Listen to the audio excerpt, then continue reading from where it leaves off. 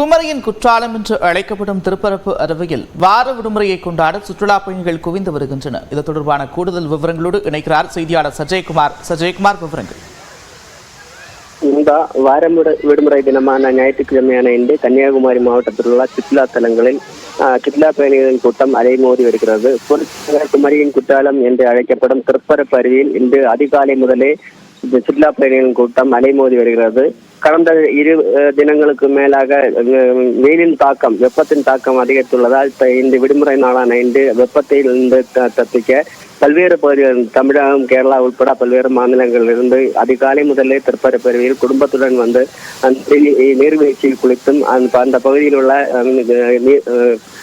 குளத்தில் நீராடியும் மக்கள் வந்து மகிழ்ந்து செல்கின்றனர்.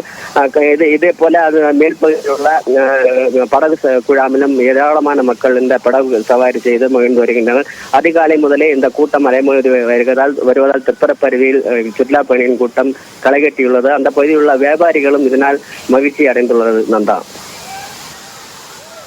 நன்றி சஜயகுமார், விரிவான விவரங்கள்.